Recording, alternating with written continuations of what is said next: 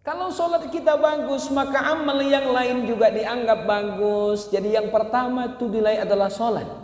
Banyak pun kita ibu bersedekah, sedekah itu nanti akan Allah periksa, tapi sholat duluan. Sering berangkat umroh, sering berangkat haji, bolak balik ibu tuh berangkat haji, iya, tetap yang Allah periksa nanti duluan adalah sholat kita. Maka tidak salahlah kalau sholat ini menjadi kajian yang menarik. Ya, di dalam beberapa kajian fikih, sholat ini yang paling tebal babnya kalau dibahas.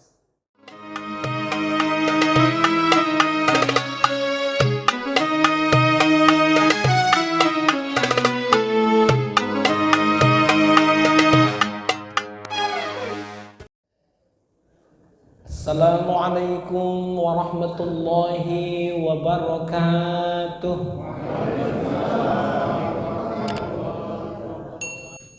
Alhamdulillah, bersyukur kita kehadirat Allah.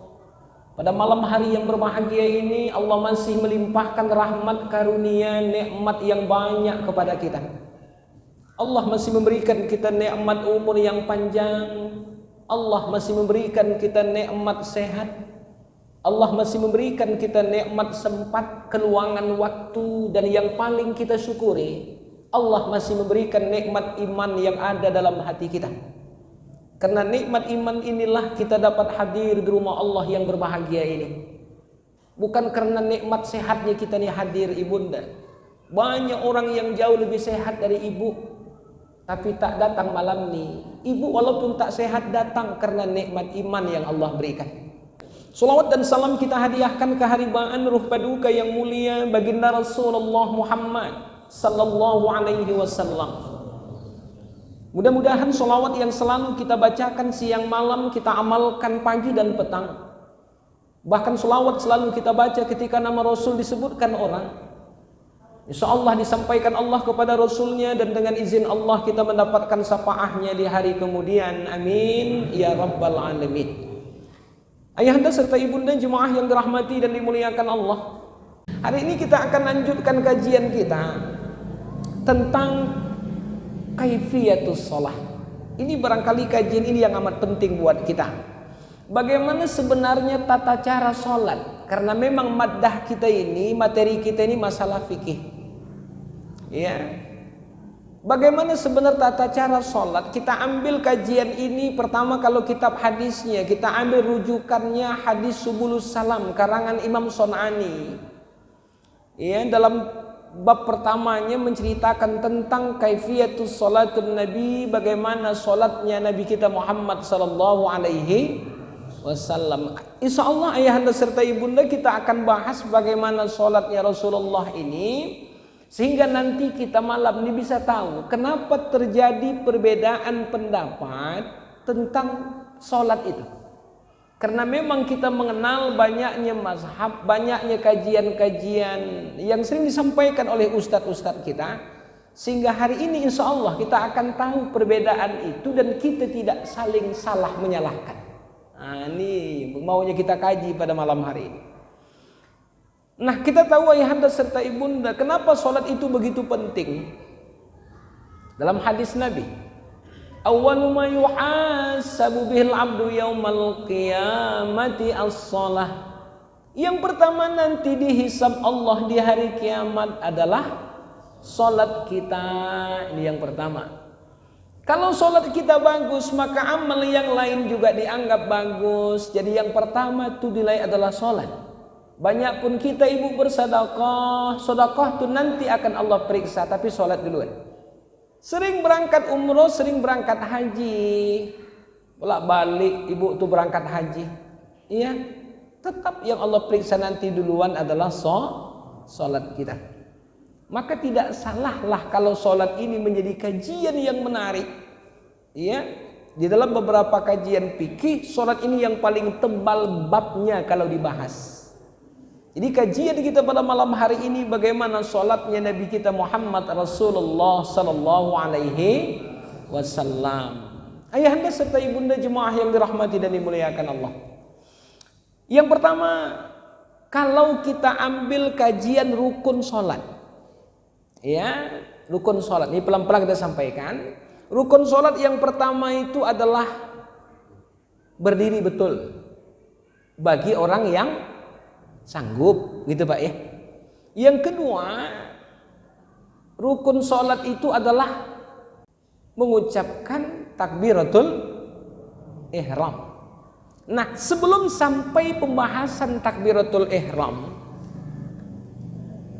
ada orang yang meletakkan rukun sholat itu adalah niat. Dalam kitab-kitab klasik, kitab-kitab lama terutama yang bermazhab Syafi'i mengatakan bahwa yang pertama rukun sholat itu adalah niat, kemudian takbiratul ihram. Niat dulu baru takbiratul ihram. Yang dimaksudkan dengan niat itu adalah lafaznya, lafzun niyah, lafaz niatnya. Ayahanda serta ibunda sebelum sholat kita udah berdiri betul, kita baca niat. Lafaznya itu usolli fardal maghribi salasa rokaatin ma'muman lillahi. Kita baca itu dulu. Ini kita yang dulu belajar sama orang-orang tua dulu, kita pakai lafaz niat. Kita mau menengok dalam kajian ini. Lafaz niat itu ayahanda serta ibunda sebenarnya menjadi persoalan khilafiyah di kalangan ulama. Soal mengucapkan usolli itu persoalan khilafiyah. Artinya persoalan yang jangan sampai kita pertentangkan. Gitu ya.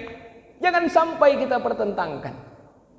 Kenapa pakai usolli dia sholat Ustaz?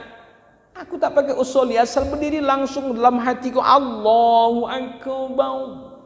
Dia pakai usolli. Kita yang mengaji dulu, ya, dalam beberapa kajian orang-orang tua kita dulu, tetap kita sholat tuh pakai usolli. Itu bukan niat, tetapi lafaz niat. Pentingkah lafaz niat itu dibaca? Menurut mazhab Syafi'i wa inda Syafi'iyah wal Hanabalah, menurut mazhab Syafi'i dan Hambali, an-niyatu bilafzin bitaukidihi, lafaz niat dengan lafaz itu menguatkan. Niat dengan lafaz itu menguatkan, mengkonsentrasikan kita sebelum kita sholat. Ibu tadi baca niat sebelum takbir. Sholli fardal maghribi salasa raka'atin ma'muman lillahi ta'ala. Itu menguatkan. Termasuk bagian cara mengkonsentrasikan.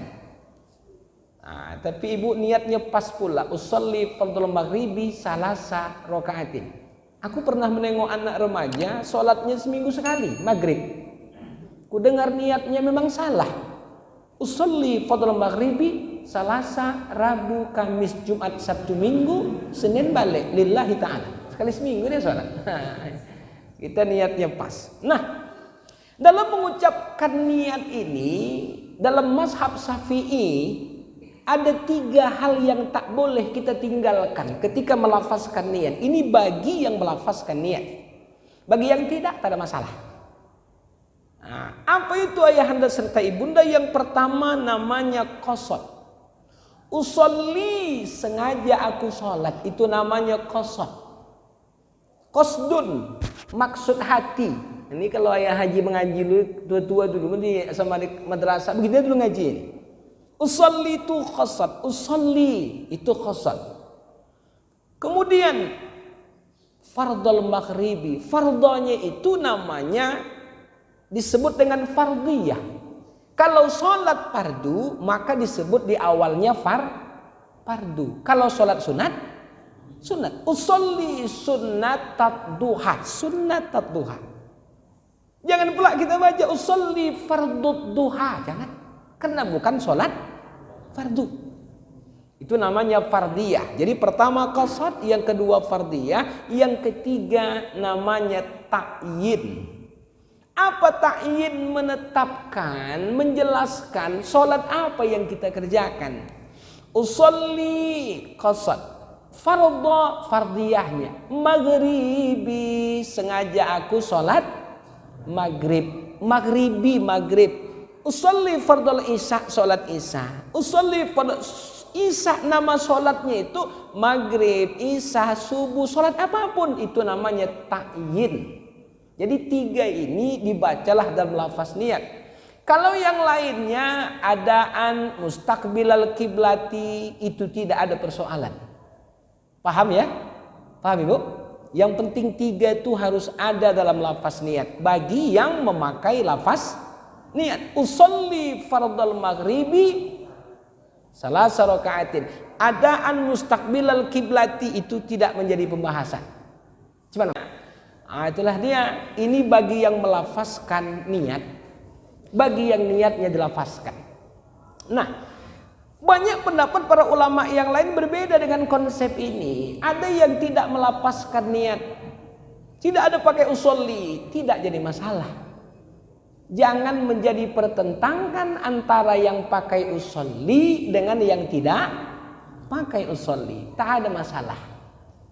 Ini maksudnya. Kenapa ini kita sampaikan? Agar tidak begaduh kita gara-gara fikih nih. Kadang-kadang sering begaduh Ibu. Gara-gara kunut subuh begaduh. Iya kan? Iya, berdebatlah pemuda NU dengan pemuda Muhammadiyah. NU mengatakan harus pakai kunut. Bawa kitab setinggi ini, kitab Tuhan. Dibahas dalil yang mengatakan pakai kunut. Yang satu mengatakan tidak pakai kunut, dibawa kitab yang sama tingginya.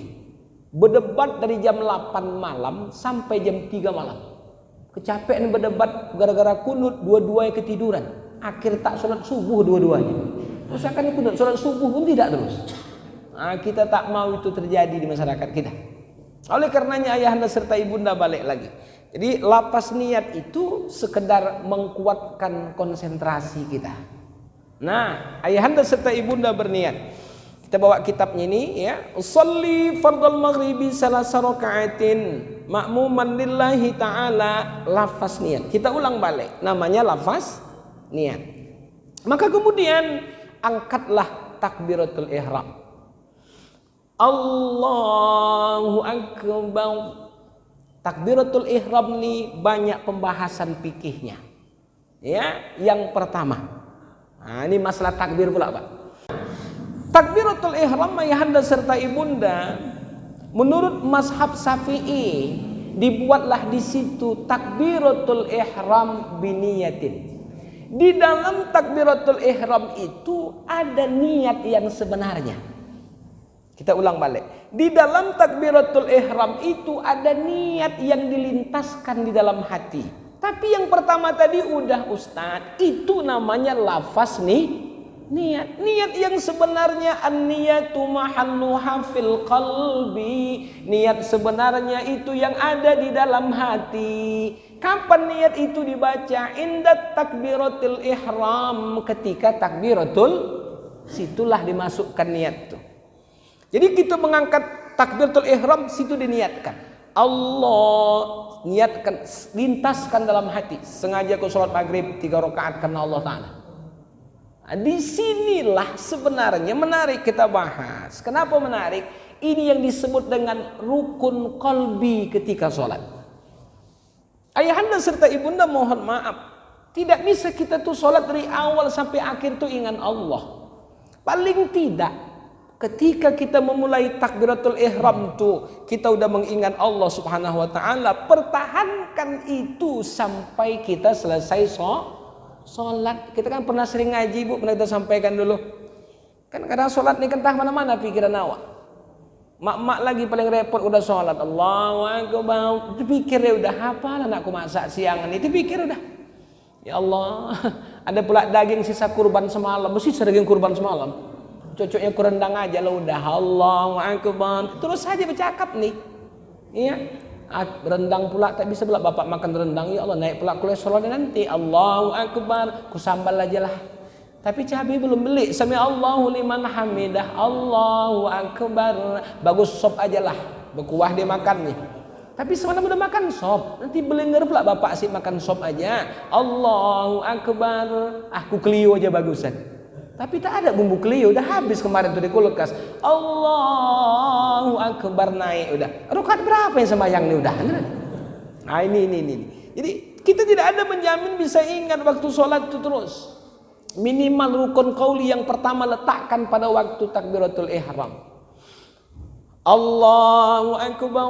Disitulah letakkan niat. Sengaja aku sholat maghrib 3 rakaat karena Allah Ta'ala. Disitulah letakkan niat. Dari mana? Dari kalimat alif Allah sampai roh yang mati. Allahu Akbar. Lintaskan aja niat. Bisa secepat itu melintaskan niat? Bisa. Karena memang niat dalam hati ini tak ada hurufnya. Betul Pak? Lintaskan aja Allahu Akbar. Inilah yang sangat-sangat dikaji kalau orang-orang dulu. Makanya ayahanda serta ibunda wajarlah orang dulu tuh kalau sholat takbiratul ihramnya itu repot, tak macam kita. Kita kan enaknya Allahu Akbar. Sholat atuk-atuk kita tengok Allahu Akbar. Nengoknya pun takut awak udah. Kan uragan atuk ni kita tahu. Aku paling ingat dulu atukku Allah astagfirullahalazim. Meludah dia. Pih. Kenapa Tok? Setan kata Tok.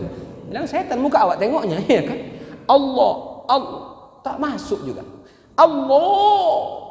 Berhenti dia, pikir meninggal Tok atau akbar. Memasukkan niat itu sangat penting. Sekarang kita enggak pala-pala begitu kan ini. Tapi apakah model begitu dia? Tidak harus begitu. Kalau orang yang sudah terbiasa melintaskan niat, enggak ada masalah. Dan terbiasa pula. Allah, udah terbiasa di hati itu. Salat maghrib 3 rakaat karena Allah, udah biasa terlintas pula. Jadi ketika mengucapkan takbiratul ihram itu pasanglah niat. Di mana letak niat? Bainal alifi, di antara alif dan ro yang mati itu.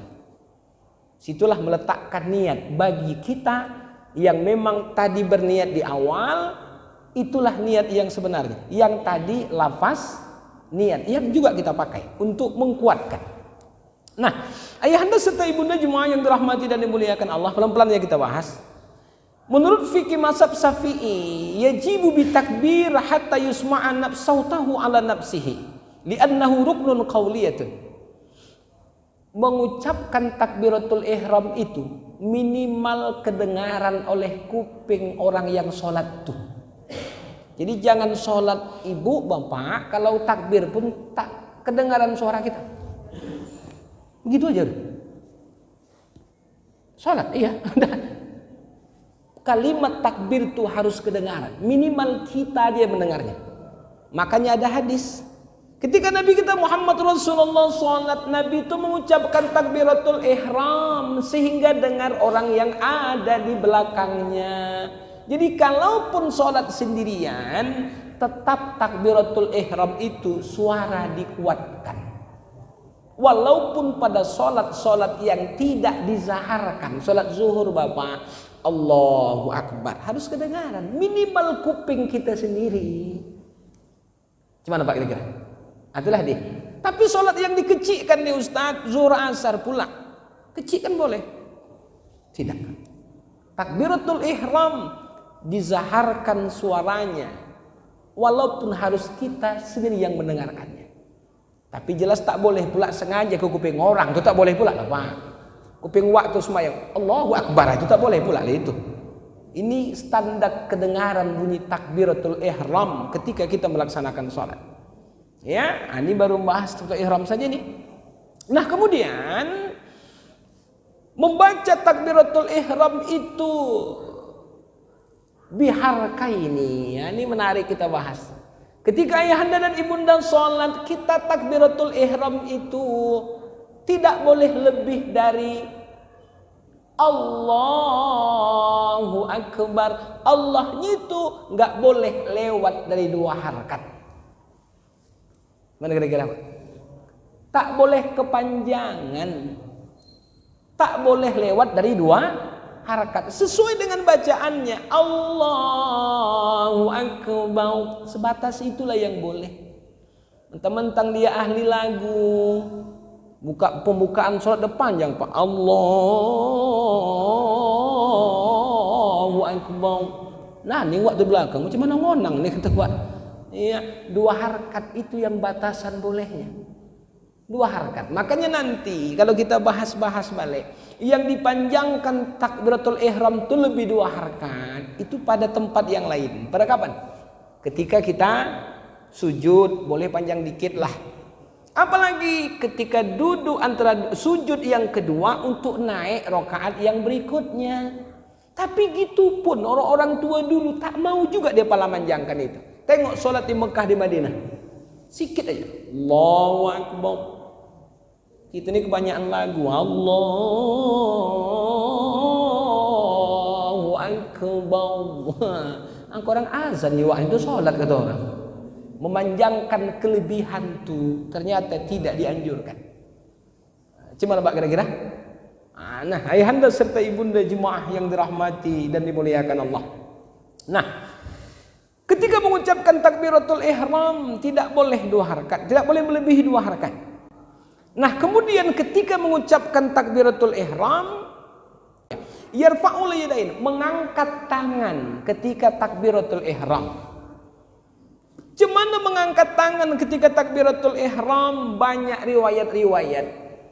Yang pertama, ada yang mengangkat tangan sejajar dengan kuping. Ada, ini yang banyak diamalkan. Hadis dari Anas bin Malik, saya mohon maaf lupa saya hadis ini nih, karena banyak riwayatnya. Ketika sahabat menengok Wail bin Hujur, ya ini dia kalau nggak salah, menengok Rasulullah ketika sholat. Nak kami perhatikan tangan Nabi itu sampai sejajar dengan kupingnya. Itu ketika mengangkat tangan waktu takbiratul ihram. Kapan diangkatnya? Ketika memulai takbiratul ihram. Contohkanlah, Allah, ketika Allah udah diangkat, jangan pula lama kali Allahu Akbar, tidak. Mengangkatnya itu ketika dimulai takbiratul ihram. Pendapat yang pertama, ini pendapat yang paling banyak di kalangan ulama, sejajar dengan kuping. Allahu Akbar, sejajar dengan kuping. Tapi tak boleh gara-gara harus sejajar kali menarik kuping untuk ukur, nggak boleh juga Pak. Allahu Akbar, udah pas lah sudah. Asal takbir sholat Allah. 1 hari 5 kali waktu narik kuping. 2 tahun melebeh kupingnya udah. Kenapa melebeh? Asyik tarik-tarik waktu saja. Tidak harus pas-pas kali. Pokoknya udah sejajarlah dengan kuping. Itu ketika takbiratul ihram. 1 pendapat. Ini yang paling banyak diamalkan. Ada pendapat yang lain, boleh ada. Sejajar pula dengan pundak. Pernah juga sahabat menengok dan ada hadis yang mengatakan Rasulullah ketika sholat Nabi itu mengangkat takbir rata dengan pundaknya, rata dengan pundak. Allahu Akbar, rata dengan pundak. Boleh, iya, boleh rata dengan pundak boleh. Yang kedua, ada pula pendapat yang ketiga, tapi ini sikit. Ada yang pendapat mengatakan di atas dada. Di atas dada itu sebenarnya pun sejajar dengan pundak. Samanya itu sebenarnya. Jadi ada yang sejajar dengan kuping, Allahu Akbar. Ada yang pundak, Allahu Akbar. Yang mengatakan di atas dada ini pun sebenarnya sejajar dengan pundak. Inilah takbir yang pernah dicontohkan Rasulullah mengangkat tangan ketika takbiratul ihram, yang banyak diamalkan para ulama-ulama kita. Jadi kalau ada yang keluar dari ini, tak usah diamalkan. Ada orang sholat kadang-kadang macam-macam, ada yang ketinggian, Allah, ini jangan diamalkan Pak. Macam emosi je waktu Allah, macam nak perang aja udah ya kan. Ya, ada pula yang model sikit aja. Orang takbir begini, yang begini boleh, yang tidak ada dasar pula dibuat, sikit aja. Takbir minimalis, Allahu Akbar. Nah, ini tak ada nih. Jadi yang tidak ada dalilnya ayahanda serta ibunda, tak usahlah kita buat. Kalau udah kita buat selama hari ini, tinggalkan. Gitu ya. Jadi yang ada sejajar kuping, yang ada sejajar pundak. Nah, itulah dia. Lain itu kalau bisa usah kita amalkanlah. Tidak ada dasarnya. Nah, ayahanda serta ibunda jemaah yang dirahmati dan dimuliakan Allah. Nah, kemudian Mengangkatkan dua tangan ketika takbiratul ihram musawiyan bitakbir. Mengangkat tangan waktu takbiratul ihram sama dengan ucapan takbir. Allahu akbar musawiyan, sama. Jangan ada yang terlambat. Ada yang muka ancak dulu. Allahu akbar. Jangan. Kok bisa sama gerakannya? Kan macam-macam model-model yang sholat nih kan Ibu. Tapi kita mau ngaji malam ini yang mana yang sebenarnya yang sesuai dengan sholatnya Nabi kita Muhammad Rasul Sallallahu Alaihi Wasallam. Ini yang mau kita kaji ini. Ya, ini pelan-pelan aja. Mengangkat takbir, udah mengangkat tangan, udah sama orang yang takbir. Nah, ayahanda serta ibunda jemaah yang dirahmati dan Allah muliakan, begitu mengangkat takbir waktu sholat, maka pandangan sudah menengok ke tempat sujud. Ayahanda serta ibunda jemaah yang dirahmati dan dimuliakan Allah, menurut mazhab Asy-Syafi'i yang sering kita pahami ini, nanti kita ambil yang lain supaya tidak kita saling menyalahkan. Ketika meletakkan istihbab, meletakkan, memegang wad'ul yumna 'alal yusra wa yaj'aluhuma fawqa sadrihi tahta sadrihi fawqa syurratihi. Yang dimaksudkan bersedekap itu adalah, ini dia, meletakkan tangan kanan mencengkeram pergelangan tangan kiri. Ini dalam fikih mazhab Syafi'i ini. Gimana bersedekap dalam sholat tuh? Tangan kanan mencengkeram tangan kiri. Allahu akbar, cengkeram tangan kiri. Di mana yang dicengkeramnya? Pergelangan tangan kiri. Kanan mencengkeram pergelangan tangan kiri. Nah, kemudian diletakkan dia di bawah dada, di atas pusat. Ini yang banyak diamalkan. Kalaupun nanti ada yang berbeda dengan ini, juga barangkali ada dalilnya. Kita nggak bisa salahkan juga nih. Iya. Allahu akbar, pegang pergelangan tangan kiri. Cengkram, letakkan di bawah dada, ini dada, perut di bawahnya, tapi di atas pusat. Itulah dia. Jangan heran kalau nanti ada orang yang modelnya macam-macam, Pak. Perkara meletakkan tangan ini banyak model. Allahu akbar, ada pas dadanya betul. Awak nengok pun nih, macam nak mencekik leher pula. Awak ni ketawa. Ada yang model begitu. Allahu akbar, ada di sini.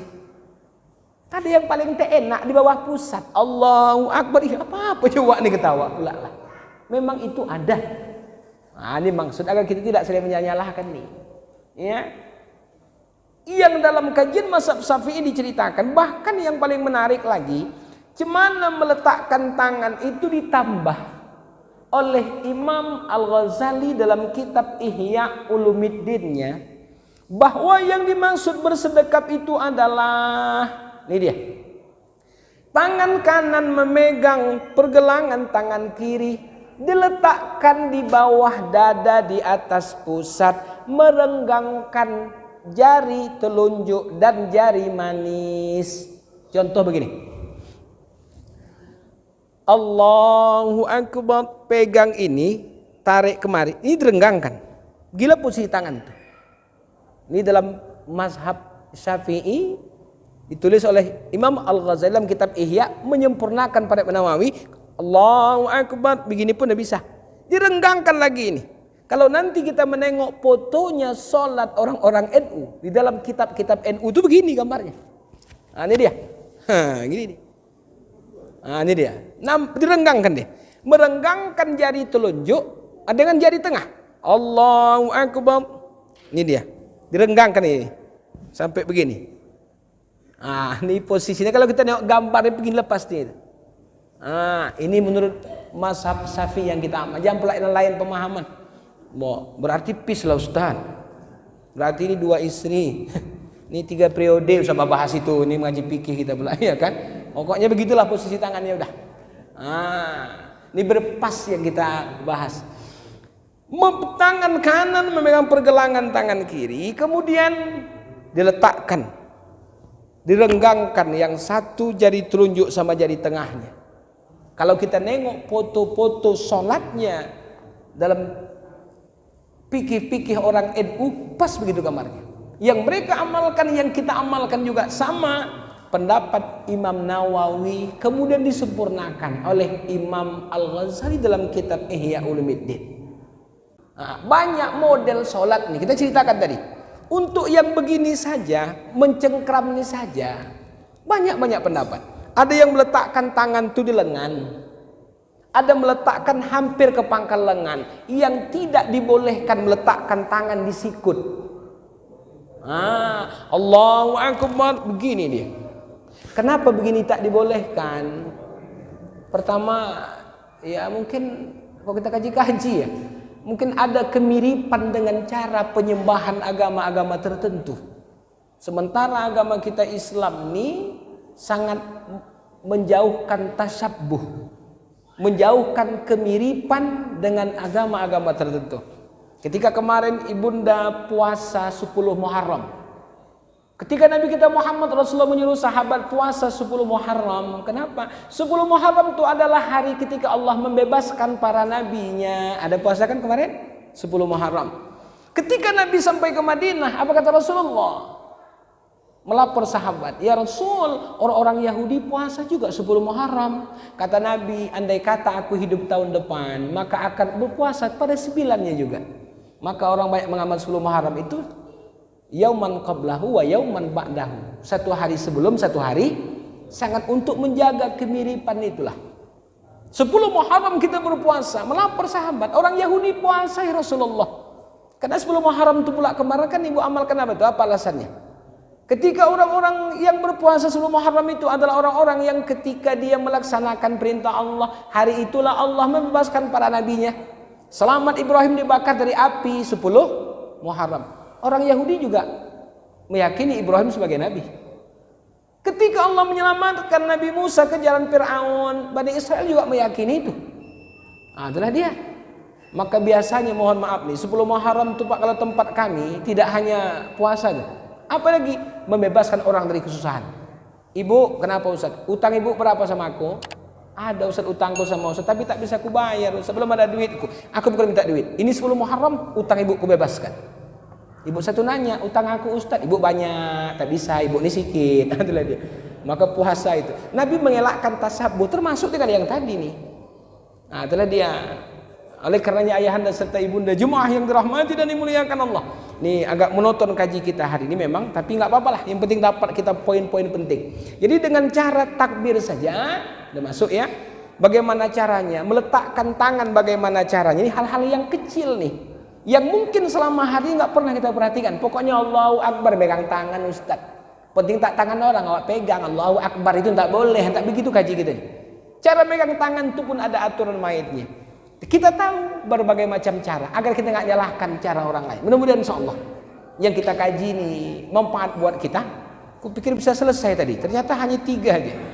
Mudah-mudahan insyaallah manfaat. Kita akan sambung nanti kajian ini sampai pada nanti membaca surah Iftitah Al-Fatihah, panjang lagi nih. Mudah-mudahan ini kita sampaikan dulu insyaallah manfaat, menambah ilmu buat kita. Semakin sempurna solat kita, semakin besar penilaian Allah terhadap amal kita. Amin ya rabbal. Izin mohon maaf atas segala kekurangan. Wabillahi taufiq wal hidayah. Assalamualaikum warahmatullahi wabarakatuh.